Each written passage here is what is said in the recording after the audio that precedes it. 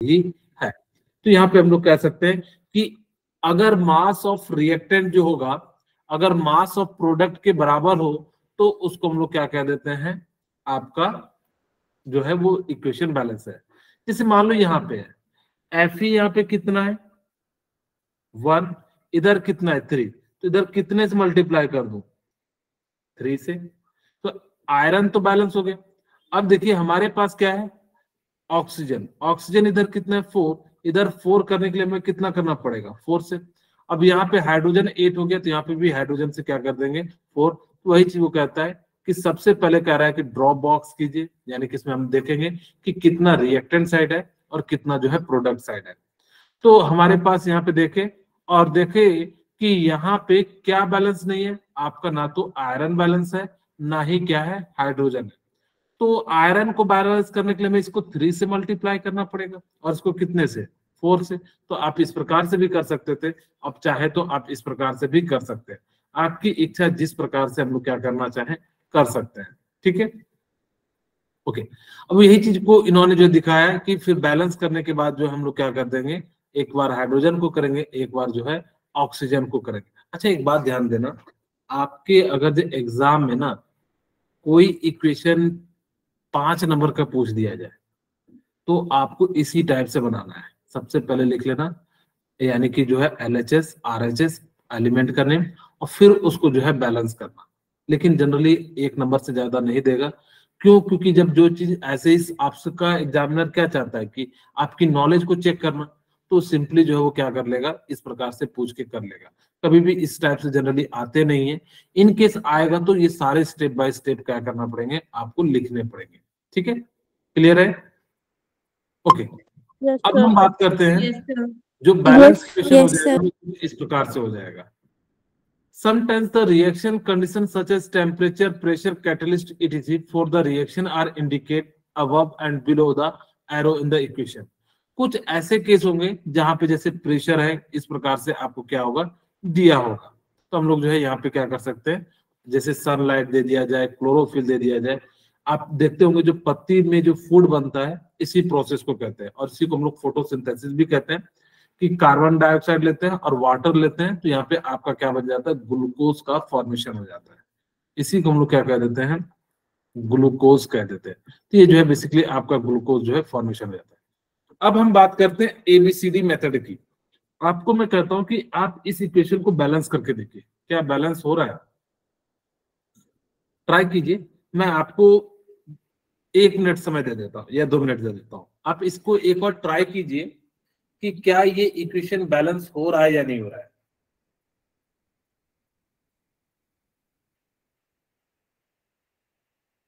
जरूर ट्राई कीजिएगा, तभी आपको ABCD मैथ का क्वेश्चन का महत्व समझ में आएगा।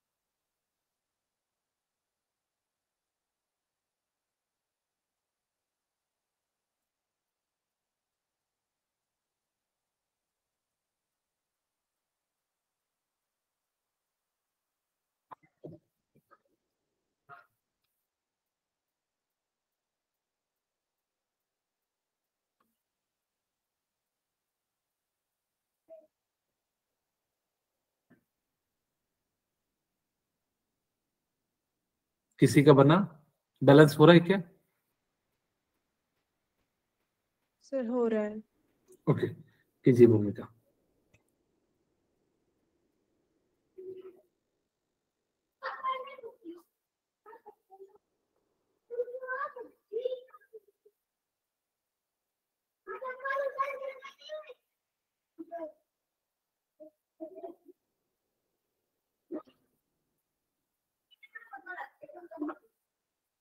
अब मैं बनाता हूं। बनाओ। मैं आपके सामने चेक करते हैं। देखिए कैसे, मैं सबसे पहले इक्वेशन लिख देता हूं। मैं नहीं चाहता कि इसी इक्वेशन में जो है जो है किसी तरह का जो है डिस्टरबेंस करो, क्योंकि आपको पता लगना चाहिए कि कहाँ पे हम गलती कर रहे हैं। देखिएगा ध्यान से, कैसे मैं कह रहा हूं कि एक को बनाओगे ना तो दूसरा बिगड़ जा रहा होगा। शायद आपके साथ भी ऐसा ही हो रहा होगा कि एक को मनाने चले तो दूसरा बिगड़ जाएगा। जैसे देखिए सल्फर 1 है, सल्फर 1 है, नाइट्रोजन 1 है, नाइट्रोजन 1 है, ऑक्सीजन 3 है, इधर 4, 2 6, 1 7 है। अब मैं कितने से मल्टीप्लाई करूं? अगर मैं 7 है तो अगर इधर साइड से 7 से मल्टीप्लाई करूं तो इधर साइड मुझे क्या करना पड़ेगा? मल्टीप्लाई करना पड़ेगा। इसीलिए काफी ज्यादा कॉम्प्लिकेटेड होते चले जा रहे हैं। क्या ये बात समझ में आ रही है? तो यहाँ पे देखिए, Yes, sir. अगर आपके पास किस ऑक्सीजन को हम यहाँ पे अगर से 7 से मल्टीप्लाई भी, देखिए यहाँ पे कितना है टोटल? 4 2 6 7। अगर मैं यहाँ 3 से मल्टीप्लाई करूं तो 9, और इधर साइड से हम कितना करना पड़ेगा? 2 किसी में ऐड करेंगे तो यहाँ पे 2, तो फिर हाइड्रोजन बिगड़ जा रहा है। तो इसीलिए हम लोग क्या करेंगे कि इस टाइप के क्वेश्चन को जो है हम लोग किससे करेंगे? ABCD मेथड से करेंगे। तो हम सबसे पहले क्या करेंगे, इस इक्वेशन के आगे A B C D and E लिख देंगे। ठीक है, बोलिए क्लियर है? Yes, sir. ओके। Yes, अब sir. जैसे ही ABCD, हाँ, अब क्या करना कि जो भी प्रोडक्ट है सल्फर की हम बात करते एक एक करके। सल्फर इधर कितना है? 7. A है, इसका मतलब A है, 1 था और A आगे है तो 1 हो गया, A हो गया। ओके, सल्फर यहां पे कितना है? सल्फर यहाँ पे C. कितना है? तो यहाँ पे जो है C लिख देंगे। ओके, अब हम बात करते हैं हाइड्रोजन की। तो हाइड्रोजन कितना इधर? B, और E. इधर कितना है? 2C plus 2E। बोलिए, ऐसा लिख सकते हैं कि हाइड्रोजन इधर कितना है? जो एलिमेंट जितना है, यानी कि रिएक्टेंट के लेफ्ट हैंड साइड उसको इक्वल कर देना है रिएक्टेंट के, मतलब जो है प्रोडक्ट साइड के बराबर कर देना। यानी कि रिएक्टेंट साइड कितने एटम है और कितने जो है प्रोडक्ट साइड है। सिंपली हम लोग क्या करेंगे, यहाँ पे लिखते चले जाएंगे। अब बारी है किसकी? नाइट्रोजन की। नाइट्रोजन इधर कितना है? B। तो यहाँ पे हम लोग क्या लिखेंगे? B। इधर साइड नाइट्रोजन कितना है? तो D। D. तो यहाँ पे D लिख दिए। बोलिए क्लियर है? Yes, sir. Yes, अब sir. बारी किसकी? ऑक्सीजन की।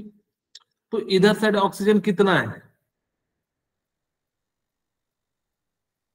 बताइए, इधर साइड ऑक्सीजन कितना है? 3. 3B, very good. तो इधर साइड 3B लिख दिए। मुझे बताइए कि इधर साइड ऑक्सीजन कितना है? कहोगे 4C plus 2D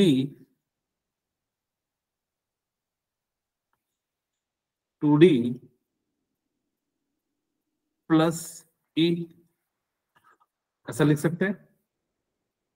Yes, sir. अब आप मान लीजिए किसी एक को वैल्यू मानिए, ऐसी वैल्यू मानेंगे जिससे हमारे ज्यादा से ज्यादा वैल्यू निकल सके। ठीक है, अब देखो, अगर A को मानोगे तो यही तक निकलेगा, अगर मैं B को मानू तो यहां भी शायद कुछ मदद मिल जाए। ठीक है, खैर वैसे इसके अंदर देखते हैं, हम यहां पे मान लेते हैं लेट B इक्वल टू 1। हम आपकी इच्छा A भी मान सकते हो, लेकिन हमने क्या करा, इस प्रकार से माना ताकि कि हमारा जो है आसानी से कैलकुलेट हो जाए। अगर B 1 है तो D की वैल्यू कितनी हो जाएगी? 1 हो जाएगी। B 1 है तो D भी कितना हो जाएगा? 1 हो जाएगा। यहां से देखते हैं, B की वैल्यू 1 है तो 1 equal to 2C plus 2E, इस वाले इक्वेशन को। और इसकी जगह पे हम लोग क्या लिख सकते हैं? 3 equal to 4C plus 2 plus E, या इसी चीज को लिख सकते हैं 1 equal to 4C plus E। बोलिए क्लियर है यहाँ तक?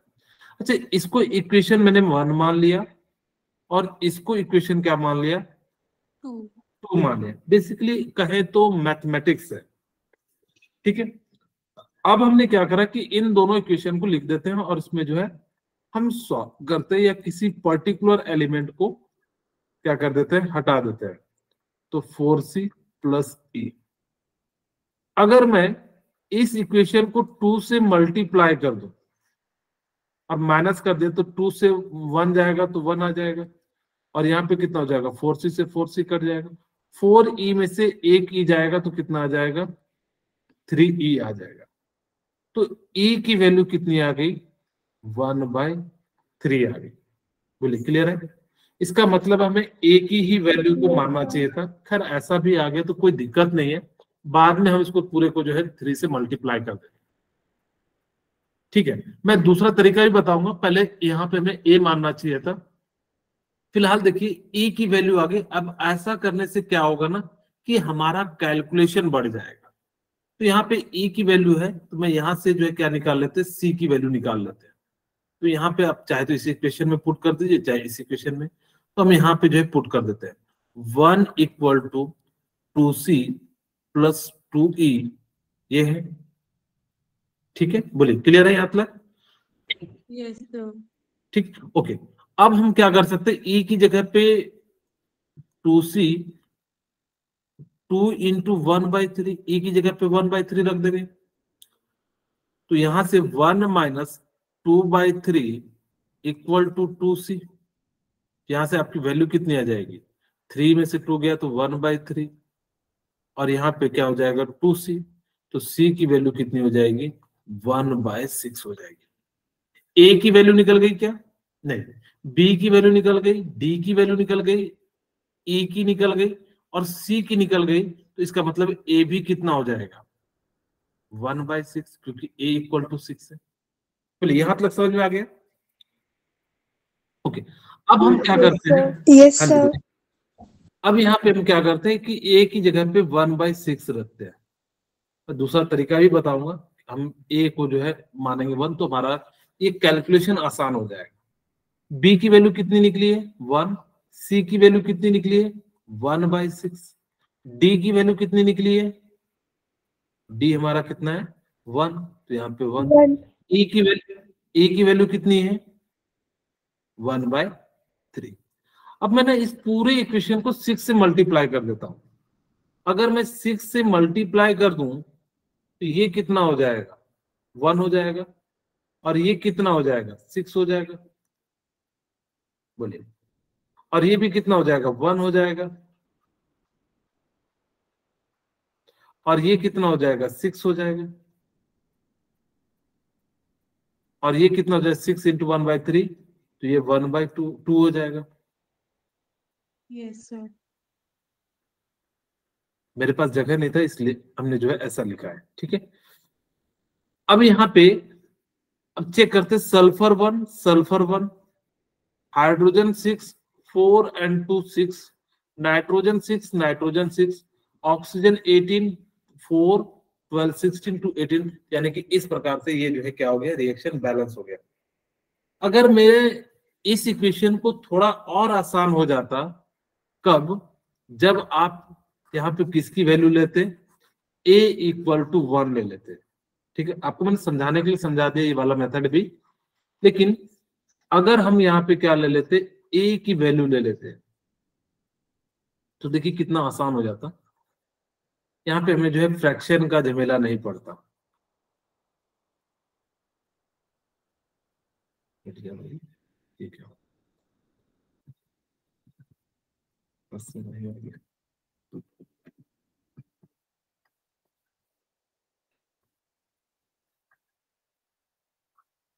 ठीक है,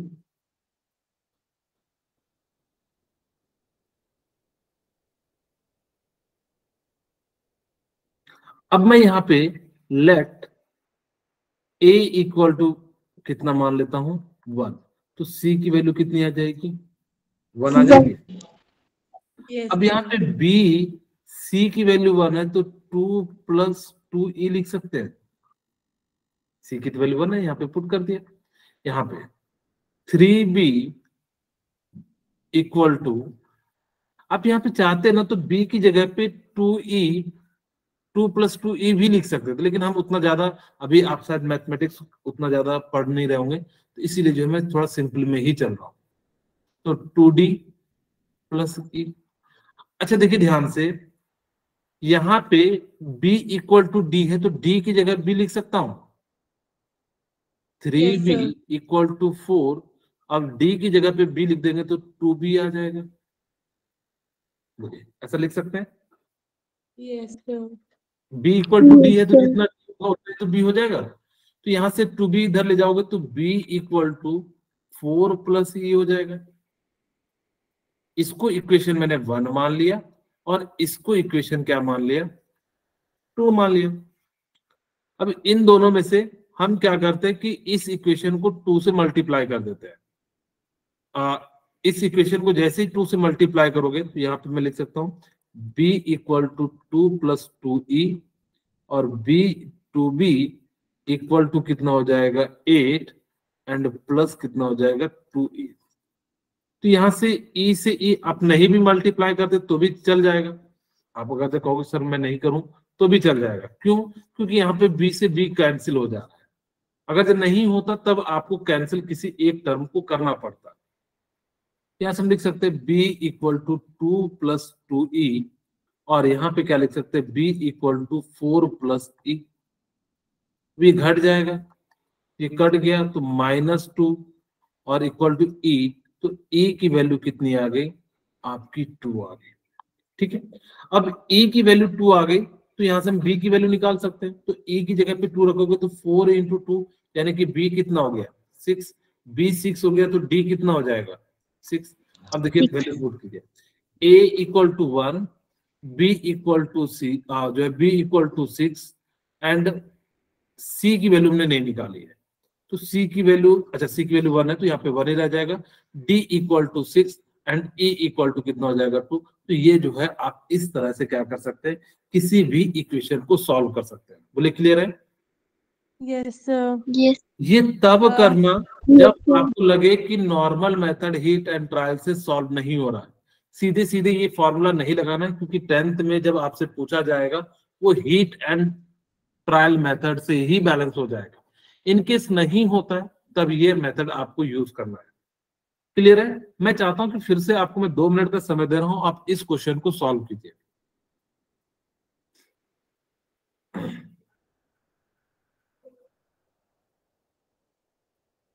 सभी लोग ट्राई जरूर करेंगे।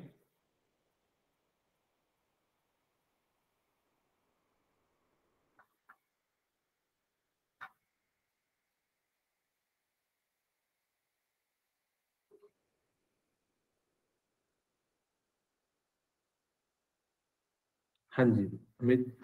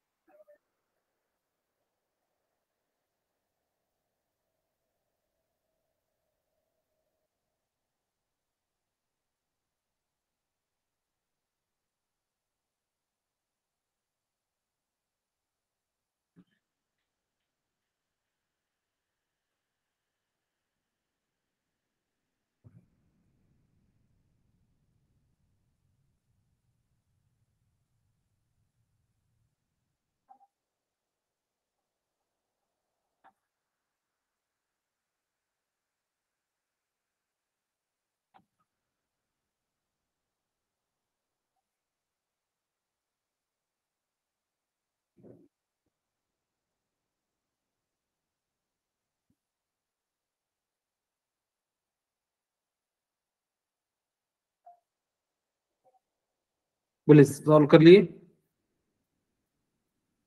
बोलिए किन्हीं का सॉल्व हुआ? मैं सॉल्व करता हूं। बोलिए किसी ने सॉल्व किया या सिर्फ आप वेट कर रहे थे मेरा? सर नहीं आ रहा। ओके चलिए कोई बात नहीं। अब यहाँ पे देखिए हम सबसे पहले क्या करते हैं, इक्वेशन को एज इट इज लिख देते हैं, N2 प्लस NaNO3,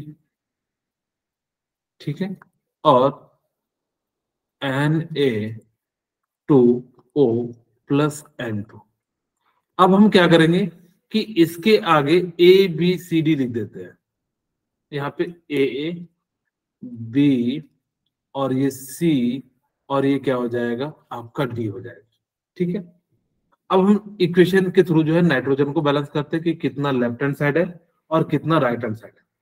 तो मुझे बताइए कि लेफ्ट हैंड साइड कितना नाइट्रोजन है,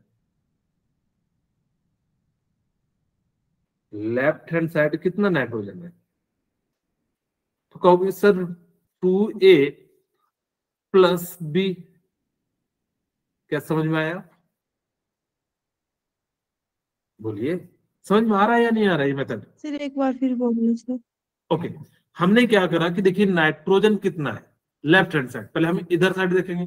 तो नाइट्रोजन N2 यानी कि 2 इंटू ए, तो 2A, और एक नाइट्रोजन यहाँ है तो B का यानी कि 2A प्लस क्या हो जाएगा B हो जाएगा, ठीक है। ओके, अब हमारे पास राइट हैंड साइड में कितना नाइट्रोजन है? 2D। वेरी गुड, तो यहाँ पे 2D लिख देते हैं। अब हम बैलेंस करते हैं यानी कि किसको, सोडियम को। तो इधर साइड कितना है B, और इधर साइड कितना है 2C। 2C। नाइट्रोजन हो गया। अब हमारी बारी किसकी है, ऑक्सीजन की। तो इधर साइड ऑक्सीजन कितना है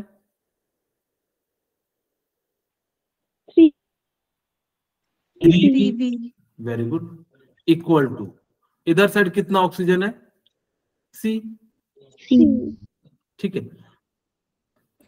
अब आप ना ऐसी वैल्यू मान लीजिए जिससे जो है क्या हो जाए, आसानी से सारा चीज जो है कैलकुलेट हो जाए। अच्छा यहाँ पे N2O होगा, तो छूट गया है वो, नहीं तो बैलेंस नहीं होगा। क्योंकि सर आपको कैसे पता, क्योंकि यहाँ पे देखिए B इक्वल टू 2C भी आ रहा है, 3B इक्वल टू C भी आ रहा है, इसीलिए हमें जो है पता लग गया कि यहाँ पे जो है ऑक्सीजन है, ठीक है।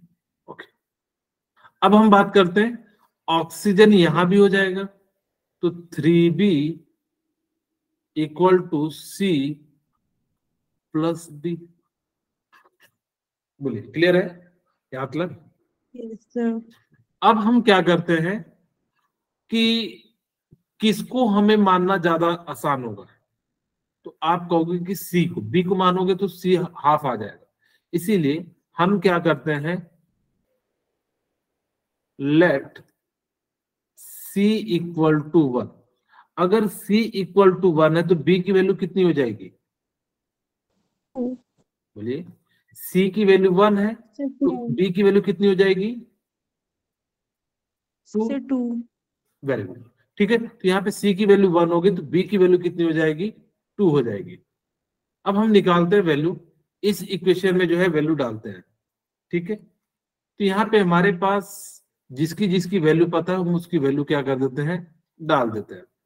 तो हमारे पास कितना हो जाएगा 2A, B की वैल्यू 2 है तो हम यहाँ पे 2 लिख देते हैं, प्लस 2D, और यहाँ पे हम लोग क्या करते हैं इसकी जगह पे डालते हैं B की वैल्यू 2 है तो 3 इंटू 2, और C की वैल्यू 1 है, और यहाँ से हमारे पास D की वैल्यू निकल जाएगी।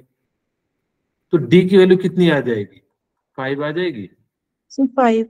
ओके। तो यहाँ पे D की वैल्यू हमारी कितनी आ गई 5 आ गई। अब जैसे ही 5 आ गई तो यहां से हम लोग क्या कर सकते हैं, यहाँ पे इक्वल होगा, सर A की वैल्यू 5। हाँ। अब हम A की वैल्यू निकाल लेंगे, तो यहां पे हम पुट कर देते हैं D इक्वल टू 5 है तो 2A प्लस 2 इंटू 2 इंटू 5, ठीक है। तो 2A इक्वल टू 8 और ए इक्वल टू कितना हो जाएगा 4. 4। अब हमारे पास सबकी वैल्यू निकल गई, ए की वैल्यू निकल गई, बी की निकल गई, सी की निकल गई, डी की निकल गई। अब हम यहाँ पे क्या कर देते हैं, इस इक्वेशन में पुट कर देते हैं। ए की वैल्यू कितनी है 4, तो यहाँ पे 4। बी की वैल्यू कितनी है 2, तो यहाँ पे हमने कितना रख दिया 2। सी की वैल्यू कितनी है 1, तो 1 ही रख देते हैं। और डी की वैल्यू कितनी है आपकी 5। 5. अब हम चेक करते क्या हमारा इक्वेशन बैलेंस हुआ या नहीं हुआ। तो नाइट्रोजन 8 और 2 10, यहाँ पे 5 इंटू 10 बिल्कुल बैलेंस। Sodium 2, sodium 2। ऑक्सीजन कितना 6, 1 और 5 यानी कि 6। तो ये जो है इक्वेशन क्या हो गया आपका बैलेंस हो गया। कब एबीसीडी मेथड का यूज करना, जनरली जब एक ऑड हो दूसरा इवन हो, तो उस केस में हम लोग क्या करते हैं इस मेथड का यूज करते हैं। नहीं तो अगर आप जो है क्या करना देखना कि सिंपली बैलेंस नहीं हो रहा है, तो हम लोग जो है एबीसीडी मेथड का यूज कर लेंगे। बोले क्लियर है यहाँ तक। Yes, sir. अब हम बात करते हैं chemical reaction and equation, types of chemical reaction. ठीक है, कि कितने टाइप्स के होते हैं, जैसे कंपोजिशन मतलब जो है कॉम्बिनेशन, डिस्प्लेसमेंट, डबल डिस्प्लेसमेंट, इस टाइप से जो है कितने टाइप के जो है केमिकल रिएक्शन होते हैं। We have learn during chemical reaction atom of one element do not change into those another element. यहाँ पे ध्यान से सुनना क्या कह रहा है कि केमिकल रिएक्शन में जो एटम होते हैं ना, ऐसा नहीं होता कि हाइड्रोजन का एटम जो है हीलियम में कन्वर्ट हो जाए या हीलियम का एटम जो है ऑक्सीजन में कन्वर्ट हो जाए, नहीं। वही कहता है we have learn that during chemical reaction atom of one element do not change into those another element. अगर आप H2 का रिएक्शन करा रहे तो ऐसा नहीं सोचना कि वो जो है कार्बन हो जाएगा, वो H2 रहेगा। वैसे भी केमिकल में क्या होता है उसकी इंटायर प्रॉपर्टी जो है ना बिल्कुल इनिशियल वाले यानी कि रिएक्टेंट से क्या होती है डिफरेंट होती है। ठीक है, जो भी प्रॉपर्टीज होगी उनसे जो है वो क्या हो जाएगा बिल्कुल अलग होगा, वो कभी भी मैच नहीं करेगा। Nor do atom disappear from the mixture और अपीयर एल्सवेयर। तो कहता है कि उसके अंदर जो है एटम्स जो होता है वो बिल्कुल डिसअपियर हो जाता है, जबकि मिक्सचर में जो है वो क्या होता है कि कुछ उनकी जो है मौजूद रहते हैं। यानी कि इस सिंपल शब्दों में समझाऊं कि जो आपने, मैं यहाँ पे एक एग्जांपल के साथ समझाता हूँ।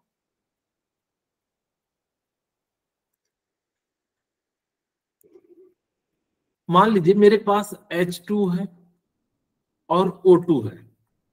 देखिए आप सभी ने H2 को एज अ फ्यूल यूज किया होगा, देखा जरूर होगा रॉकेट सब में। Yes, sir. रॉकेट में कौन सा फ्यूल भरा जाता है, हाइड्रोजन फ्यूल भरा जाता है। आजकल जो है कई सारे बसेस में भी हाइड्रोजन फ्यूल भरते हैं। तो अगर हमारे पास यहाँ पे H2 है तो हाइड्रोजन तो फ्यूल के रूप में यूज किया जाता है और ऑक्सीजन बर्निंग में हेल्प करता है। अगर ये यहाँ पे फ्यूल है और ये बर्निंग में हेल्प करता है, जबकि इसकी प्रॉपर्टीज क्या है बुझाने का काम करता है, तो वही कहता है कि इनकी जो रिएक्टेंट के एलिमेंट की प्रॉपर्टीज होगी वो प्रोडक्ट के एलिमेंट की प्रॉपर्टी से बिल्कुल क्या हो जाएगी आपकी जो है चेंज हो जाएगी। ठीक है, actually chemical reaction involve the breaking and making of bond between atom produce new substance. जब भी कोई भी केमिकल रिएक्शन होगा या तो उसके अंदर बॉन्ड बन रहे होंगे या उसके अंदर बॉन्ड क्या हो रहे होंगे टूट रहे होंगे। टूट गए होंगे. ऐसा कोई रिएक्शन नहीं होगा जिसके अंदर बॉन्ड ना तो टूट रहा हो ना ही बन रहा हो, तो वो रिएक्शन ही नहीं होगा। अगर कोई भी रिएक्शन हो रहा है तो वो बेसिकली क्या हो जाएगा, कहीं पे बॉन्ड टूटता है तो कहीं पे बॉन्ड क्या होता है बनता है। जैसे आप सभी के सामने है बर्निंग ऑफ कोल। ठीक है, ठंड का समय है, आप लोग थोड़ा थोड़ा सेक लीजिए। ठीक है, ओके। अब ये जो है बर्निंग ऑफ कोल है, तो यहाँ पे हमारे पास क्या हो जाएगा कि ऑक्सीजन कार्बन जो है रिएक्ट करेंगे और क्या बना देंगे CO2 का फॉर्मेशन कर देंगे। ठीक है, या आप ऐसे कह सकते हैं कि कार्बन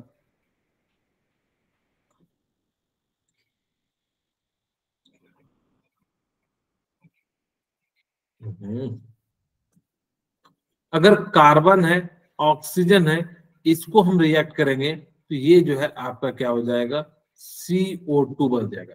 इसका मतलब है यहाँ पे कार्बन और ऑक्सीजन के बीच में बॉन्ड बना।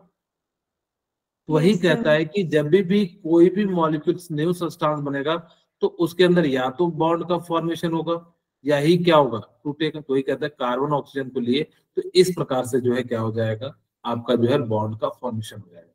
जैसे फॉर्मेशन ऑफ वाटर, हम क्या करते हैं H2 यहाँ पे लेते हैं, इसमें जो है कौन सा रेड पे लिखना पड़ेगा, अलग अलग जो है कलर है। तो यहाँ पे देखिए मेरे पास क्या है, H2 प्लस O2, ये क्या कर रहा है, H2O का फॉर्मेशन कर रहा है। यहां भी क्या हो रहा है कि बॉन्ड का फॉर्मेशन हो रहा है हाइड्रोजन और ऑक्सीजन के बीच में। तो यही वो कहता है कि जब भी कोई केमिकल रिएक्शन होगा तो वहां पे क्या हो जाएगा, आपका बॉन्ड का फॉर्मेशन होगा या बॉन्ड का डिकम्पोजिशन होगा। वही कहता है 1 atom of oxygen combine with 2 atom of hydrogen to form water molecules.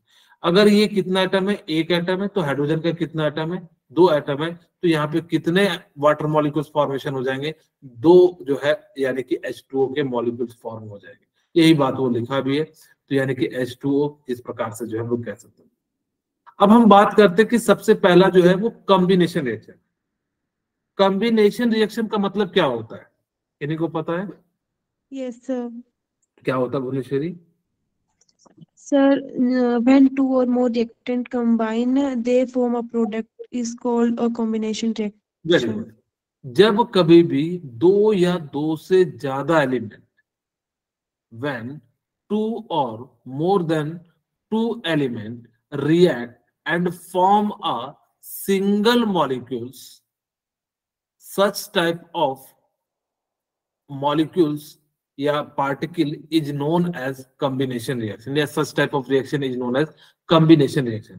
जैसे A and B है, ये रिएक्ट करके क्या बन गया, AB। तो यहाँ पे 2 मॉलिक्यूल्स जो है वो क्या कर रहे हैं कि एक मॉलिक्यूल्स में जो है कंबाइन करके बना रहे हैं, इसीलिए इसको हम लोग क्या कह देते हैं, कॉम्बिनेशन रिएक्शन कहते हैं। A chemical reaction in which 2 or more reactant combine to form a single product is called combination। जैसे आप लोगों ने अभी 2 एग्जांपल देखे। जैसे पहला था कार्बन को जलाया, कार्बन एंड ऑक्सीजन को जैसे ही जलाएंगे तो आपका CO2 बना। दूसरा आपने देखा कि H2 प्लस O2 को हमने जलाया तो यहाँ पे हमारा क्या बन गया, 2H2O बन गया। तो यहाँ भी 2 मॉलिक्यूल्स मिलके जो है क्या कर रहे हैं, एक मॉलिक्यूल्स का फॉर्मेशन कर रहे हैं। तो इस टाइप के रिएक्शन को हम लोग क्या कह देंगे, कॉम्बिनेशन रिएक्शन कह देंगे। अब जैसे देखिए कैल्शियम ऑक्साइड लिए एंड वाटर लिए और टेम्परेचर कितना रखे, 25 डिग्री सेल्सियस। इस कैल्शियम ऑक्साइड को वाटर में जो हमने क्या कर दिया, ऐड कर दिया। अब हमने देखा कि इसको जैसे ही रखे तो उसका टेम्परेचर जो है धीरे धीरे क्या होने लगा, बढ़ने लगा। कैल्शियम ऑक्साइड को क्यूक्लाइन कहते हैं, याद रखिएगा। कैल्शियम ऑक्साइड को क्या कहते हैं, क्यूक्लाइन कहते हैं। आपने इसके साथ क्या ऐड किया, H2O, और जैसे ही ऐड किया तो यहाँ पे क्या बन जाता है, कैल्शियम हाइड्रोक्साइड, जिसको स्लेक्ट लाइन कहते हैं। आप इसको जरूर याद रखना कि CaO को हम लोग क्या कहते हैं, क्यूक्लाइन। Quicklime. और CaOH को हम लोग क्या कह देते हैं, Slaked lime. Select line. इसको याद रखना, क्योंकि एग्जामिनर ना कई बार वो क्या करेगा कि वो ना क्यूक्लाइन यूज कर लेगा। तो अब आपको पता होना चाहिए क्यूक्लाइन किसे कहते हैं, कैल्शियम ऑक्साइड को क्यूक्लाइन कहते हैं। स्लेक्ट लाइन को किसे कहते हैं, कैल्शियम हाइड्रोक्साइड को हम लोग क्या कह देते हैं, जो है स्लेक्ट लाइन कहते हैं। ठीक, ओके। अब यहाँ पे कहता है, do you know a solution of slaked lime produced is used for the white washing wall. आप लोगों ने देखा होगा कि घर में जो पेंट करते हैं दीवार पे, जिसको आप लोग क्या कहते हैं, पुताई, क्या कहते हैं हम लोग, Yes, sir. तो वहां पे क्या करते हैं कि कैल्शियम ऑक्साइड लेते हैं, ठीक है। और अच्छा, कभी किसी ने देखा चूने को पानी में घोलते हुए, Yes, sir. तो देखना वो कैसे खौलता है, Yes, जैसे sir. चावल खौलता है ना, Yes, उसी sir. तरह से जो है वो क्या होता है, जो है एकदम बिल्कुल बॉयल करने लगता है। तो यहाँ पे जैसे ही आपने H2O लिया तो ये क्या बन जाएगा, कैल्शियम हाइड्रोक्साइड, और इसको हम लोग क्विकलाइम कहते हैं। तो साथ में ना हीट निकलता है।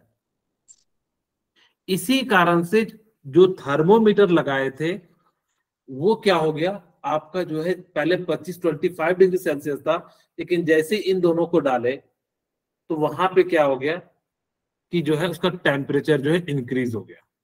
इसको हम लोग क्या कहते हैं, क्विकलाइम कहते हैं।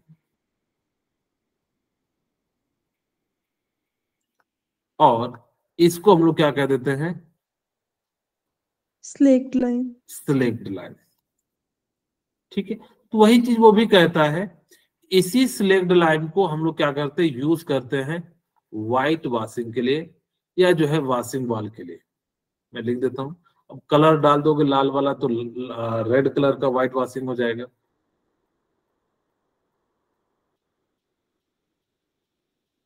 हम्म।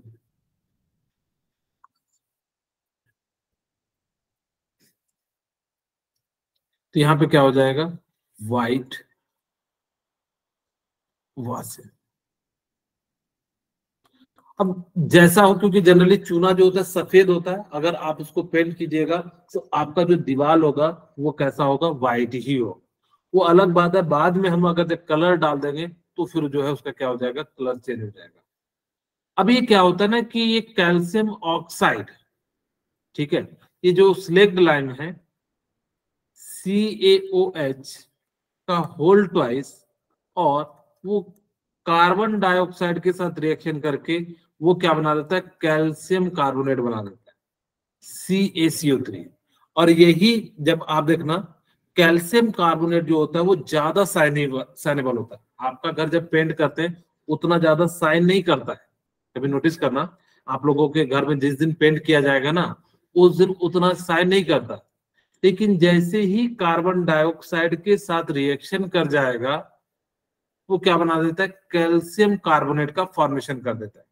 और यही कैल्शियम कार्बोनेट जो होता है वो आपका काफी ज्यादा जो है साइनिंग नेचर का। तो वही कहता है, calcium hydroxide react slowly with the carbon dioxide in air to form thin layer of calcium carbonate on the wall. और जैसे ही कैल्शियम कार्बोनेट बनेगा, इसीलिए कहा जाता है कि जो आपका घर है वो तुरंत साइन नहीं करता, क्योंकि तुरंत वो जो है CO2 के पास उतने CO2 नहीं होते। जैसे जैसे CO2 मिलते चले जाता है, आपका जो है वो क्या करते चले जाता है, उतना ज्यादा जो है साइनिंग करते चले जाता है। कहते हैं calcium carbonate is form after 2 or 3 days of white washing and give shiny finish to the wall. 2-3 दिन के बाद जो है आपका जो घर है वो काफी ज्यादा जो है क्या हो जाएगा, शाइनिंग नेचर का हो जाएगा। और वो क्या बना देता है, it is interesting to know that chemical formula of marble is also called CaCO3। और इसी को हम लोग क्या कह देते हैं, कैल्शियम कार्बोनेट। मैं यहाँ लिख दूं कैल्शियम कार्बोनेट, कैल्शियम कार्बोनेट। इसी को हम लोग क्या कह देते हैं, कैल्शियम कार्बोनेट कह देते हैं। ठीक है, बोले समझ में आ गया। इन्होंने इसी Yes, प्रकार sir. यहाँ पे जो है इस टाइप से जो हम लोग बात कर लेते हैं। Okay, chemical reaction and equation. अब हम बात करते हैं एक्सोथर्मिक। 2 इक्वेशन होते हैं, मैं आपको पहले समझा देता हूं क्या होता है एक्सोथर्मिक और क्या होता है इंडोथर्मिक, फिर आगे बढ़ेंगे। एक्सोथर्मिक का मतलब क्या होता है, और फिर हम जो है ये बाद में इसको समझा भी देंगे। पहले हम लोग दोनों का मतलब समझते हैं, फिर इनके जो है रिएक्शन के बारे में बात करेंगे। थर्मिक का मतलब क्या होता है, So heat. हीट। इसका मतलब है कुछ ना कुछ तो हीट होगा। Yes, sir. अच्छा देखिए, आप लोगों के घरों में या किचन में एग्जॉस्टर लगाया जाता है। एग्जॉस्टर का नाम सुने, yes Yes, sir. sir. Yes sir. Exhauster का काम क्या होता है, सर कि जो घर से हवा को बाहर निकालता है, गर्म हवा को। गर्म हवा को बाहर निकालता है। एग्जॉस्टर का काम क्या होता है कि किचन की गर्म हवा को वो क्या करता है, बाहर निकालता है। एग्जॉस्टर जो है एग्जॉस्ट बना, ये भी क्या करता है कि हीट को क्या कर देगा, रिलीज कर देगा। अगर हीट को रिलीज कर देता है कोई इक्वेशन या कोई केमिकल रिएक्शन, तो उस टाइप को हम लोग क्या कह देते हैं, एक्सोथर्मिक कह देते हैं। जैसे आप सभी ने देखा कि क्विक लाइम को यानी कि कैल्शियम ऑक्साइड को जब हमने पानी के साथ मिलाया तो क्या बना, कैल्शियम हाइड्रोक्साइड। और कैल्शियम हाइड्रोक्साइड के साथ क्या निकल रहा है, हीट निकल रहा है। तो इस टाइप के रिएक्शन को हम लोग क्या कह देते हैं, एक्सोथर्मिक। और देखो वैसे भी याद रख सकते हो कि सर यहाँ से ई एक्स है तो यानी कि एग्जिस्ट का ही तो फॉर्म बनता है, तो इससे भी कह सकते हैं कि एक्सोथर्मिक में जो है क्या हो जाएगा, आपका हीट जो है रिलीज होगा।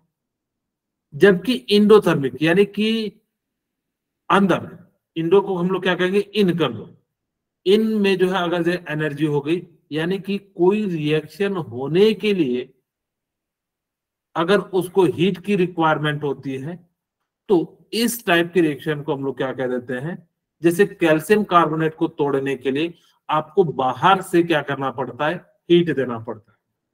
तो उस टाइप के रिएक्शन को हम लोग क्या कह देते हैं, इंडोथर्मिक रिएक्शन कहते हैं। एक्सोथर्मिक रिएक्शन क्या करते हैं कि जो केमिकल रिएक्शन के दौरान एनर्जी रिलीज करे उसको एक्सोथर्मिक रिएक्शन कहेंगे, और जो एनर्जी एब्जॉर्ब करे या हीट एब्जॉर्ब करे, इस टाइप की रिएक्शन को हम लोग क्या कह देंगे, इंडोथर्मिक कह देंगे। फिलहाल हम लोग बात कर रहे हैं एक्सोथर्मिक पे, तो हम लोग जो है एक्सोथर्मिक के ऊपर जो है बात करेंगे। क्या समझ में आ गया क्या होता है एक्सोथर्मिक, क्या होता है endothermic? Yes sir. Yes sir. अब हम बात करते हैं आगे, क्या कहता है बर्निंग ऑफ नेचुरल गैस। आप जब किसी भी चीज को, यानी कि मीथेन को, अगर मीथेन को हमने जलाया, CH4 को हमने ऑक्सीजन के प्रेजेंस में जलाया, तो यहां से क्या निकल जाता है, CO2, और साथ में क्या निकल जाता है, H2O निकल जाता है। बोलिए क्लियर है? यहाँ इसको बैलेंस कर दीजिए, कार्बन एक है, कार्बन एक है, तो यहाँ पे 2 और यहाँ पे 2 बैलेंस हो गया। अच्छा मैं एक छोटा सा सवाल पूछूं आप लोगों से, यस सर। जब यहाँ पे पानी है तो ये बुझ क्यों नहीं जाता? पानी का काम क्या होता है, सर आग बुझाना। बुझाना। तो फिर ये बुझ क्यों नहीं जाता है? अब देखिए CH4O2 के साथ रिएक्शन करेगा, कार्बन डाइऑक्साइड, साथ में क्या बनेगा, H2O वाटर बनाएगा। इसका जो स्टेट होता है ना, वो कैसा होता है, गैसियस स्टेट होता है। और गैसियस स्टेट के पास जो एनर्जी होती है वो काफी ज्यादा होती है, तो जिस कारण से ये क्या करेगा, आपका जो है आग को नहीं बुझाएगा, यानी कि जो है जलने में डिस्टरबेंस पैदा नहीं करेगा। बोलिए क्लियर है? मतलब साथ में हीट भी निकल रहा है। अगर ये हीट निकल रहा है तो बताइए कैसा रिएक्शन है, एक्सोथर्मिक है। Very good. तो इस टाइप के रिएक्शन को हम लोग क्या कह देते हैं, एक्सोथर्मिक। वही कहता है reaction in which heat is released along with the formation of product are called exothermic chemical reaction। अगर कोई भी रिएक्शन क्या कर रहा हो कि हीट एनर्जी को रिलीज कर रहा हो प्रोडक्ट के फॉर्मेशन के दौरान, इस टाइप के रिएक्शन को हम लोग क्या कह देते हैं, आपका एक्सोथर्मिक कह देते हैं। दूसरा रिस्पायरेशन, जब आप सांस लेते तो ऐसे रख के देखिए, गर्म हवा निकल रहा है या ठंडा हवा निकल रहा है, चेक कीजिए। गर्म हवा निकल रहा है, तो यहाँ भी ये जो रिएक्शन है वो कैसा हो जाएगा, एक्सोथर्मिक हो जाएगा। एक्सोथर्मिक। तो वही कहता है शुगर को O2 के साथ जलाओगे तो क्या हो जाएगा, ग्लूकोज एंड जो है CO2 के फॉर्म में टूट जाएगा। ठीक है, तो वही कहता है एनर्जी के फॉर्म में जो है इन्होंने लिख दिया। अब जैसे ही टूटा CO2 प्लस H2O एंड जो है एनर्जी के फॉर्म में टूट गया, तो यहाँ भी कैसा हो गया, ये जो रिएक्शन है आप इसको बैलेंस कर दीजिएगा, तो यहाँ पे जो है किस प्रकार से हो जाएगा, ये आपका कैसा हो गया, एक्सोथर्मिक। अच्छा देखना कभी आप शायद ने, पता नहीं आप लोगों ने नोटिस किया है कि नहीं किया है, जहां कचरा होता है ना, अगर से आप लोगों के पिताजी फार्मर होंगे तो अगर कभी देखना हम लोग क्या करते हैं, जो वेस्ट होता है उसको एक जगह जमा कर देते हैं, ठीक है। और जैसे ही जमा कर देते हैं फिर अगर हम लोग क्या करते हैं, जब खेतों में उसी चीज को क्या कर देते हैं, डाल देते हैं। तो जब हम उसको हटाते हैं ना, मैंने फील किया तो काफी ज्यादा जो है गर्म जैसा लगता है। तो वहां भी एक ऐसा है आपको एक्सोथर्मिक रिएक्शन है, ठीक है। अब हम बात करते हैं इंडोथर्मिक रिएक्शन की। इंडोथर्मिक में क्या होता है, जब एनर्जी रिलीज होगा, जैसे यहाँ पे देखिए एक वायर गेज है। वायर गेज का काम क्या होता है कि किसी भी स्टैंड पे रखोगे तो वो जो है उस पे जो हम पुट कर सकते हैं, डायरेक्ट हीट नहीं करने देते। जैसे मान लो कि हम लोग खाना बनाते हैं तो डायरेक्ट दो तरीके से बनाते हैं, एक को आग में पका के बनाते हैं और एक को डायरेक्ट नहीं गर्म करते हैं। तो उसी तरीके से यहाँ पे हमने क्या करा, वायर गेज के ऊपर जो है एक सल्फर का जो है रख दिया और यहाँ पे हमने बर्नर को जलाया और जैसे ही बर्नर को जलाया और साथ में क्या कर दिया, आयरन को रख दिया, ठीक है। अब आयरन सल्फाइड हो गया। अब जैसे ही Fe सल्फर है, ऐसा नहीं है कि Fe सल्फर को रखोगे तो ये जो रिएक्ट कर जाएगा, नहीं। आपने जैसे ही हीट किया तो ये किस में कन्वर्ट हो गया, आयरन सल्फाइड में कन्वर्ट हो गया। इसका मतलब है कि इस रिएक्शन को क्या चाहिए, हीट चाहिए। अगर आप लोग कहोगे कि सर मैं आयरन और सल्फर को रख दूं तो क्या रिएक्ट करेगा, नहीं। इसको जैसे हीट दोगे तब ये किस में कन्वर्ट हो जाएगा, आयरन सल्फाइड में कन्वर्ट हो जाएगा। इसका मतलब है इंडोथर्मिक में एनर्जी क्या करेगा, एब्सॉर्ब करेगा।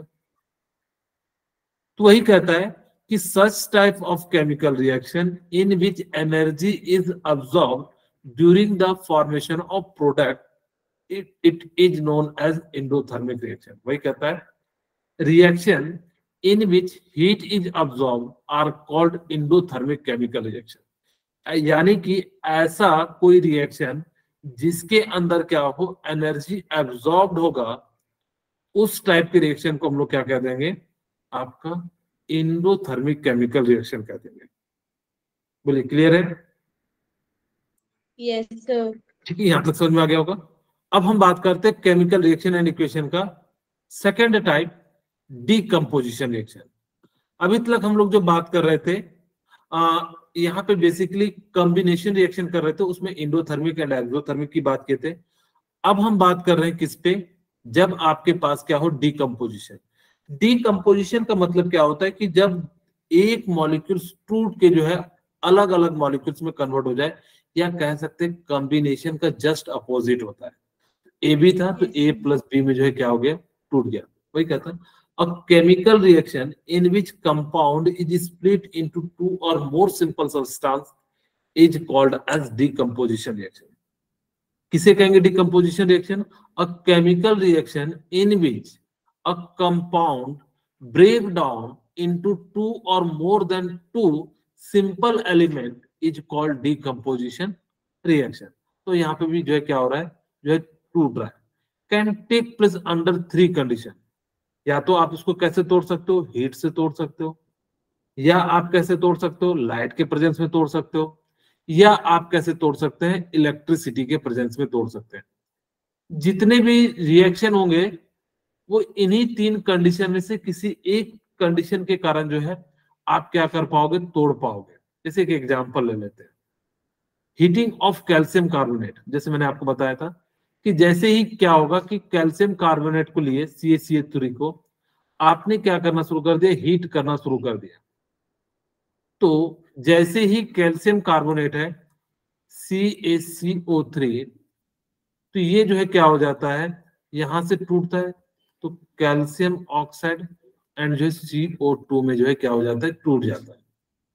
ठीक है, अब जैसे ही टूटेगा तो यहाँ पे क्या हो जाएगा कि जो कैल्शियम, जो कार्बन डाइऑक्साइड है वो क्या कर देगा, आपका जो सॉल्यूशन है उसको किस में कन्वर्ट कर देगा, मिल्की सॉल्यूशन में कन्वर्ट कर देगा। यानी कि दूधिया सॉल्यूशन कर देता है, यानी कि दूध के जैसा क्या हो जाता है, हो जाता है। तो ये कहते हैं कैल्शियम कार्बोनेट को हीट किए तो कैल्शियम ऑक्साइड एंड जो है CO2 में जो है क्या हो जाता है, टूट जाता है। ठीक है, अच्छा use in manufacturing of cement, हम इसका यूज कहाँ पे करते हैं? कैल्शियम ऑक्साइड का जो है सीमेंट बनाने में जो है इनका जो है क्या किया जाता है? यूज किया जाता है। Heating of ferrous sulphate, FeSO4 को अगर आप हीट कीजिएगा, जैसे यहाँ पे देखिए बंसन बर्नर लगाए तो यहाँ पे जो है स्मेल आने लगेगा, ठीक है। तो ये कहता है FeSO4.7H2 को हीट किए तो किसमें टूट जाता है? FeSO4 एंड जो है किसमें टूट जाएगा? वाटर में जो है टूट जाएगा। इसका जो कलर होता है ना ग्रीन होता है, शुरू में देखिए कलर कैसा था? ग्रीन था, लेकिन जैसे ही हीट किए तो इसका कलर कैसा हो जाता है? कलरलेस हो जाता है। जैसे देखिए हीट किए तो क्या हो गया? आपका कलरलेस हो गया। तो इस टाइप से हम लोग क्या कह सकते हैं कि इस टाइप के मॉलिक्यूल्स को हम लोग जो है क्या कहेंगे? जो है डिकम्पोजिशन हो रहा है। Do not point the mouth of boiling two of never और योरसेल्फ, कभी भी अगर मान लो कि अब मैं इधर हूं तो इसका मुंह ना अपोजिट रखना, ऐसा नहीं कि ऐसा करके देखना, ऐसा करके स्मेल लेना। इससे जो है क्या हो सकता है? आप जो है बीमार पड़ सकते हैं या आपको कई सारे जो है दिक्कत आ सकती है। तो जब भी रिएक्शन करना, और इनकेस कभी फटता है फूटता है तो वो आपकी मुंह पे जो है ना लगे, इसीलिए वो कह रहा है कि आप जो है इस प्रकार से इसको करना, ठीक है। ओके, तो आज की क्लास यहीं पर रखते हैं, फिर मिलते हैं नेक्स्ट क्लास में। Yes, sir.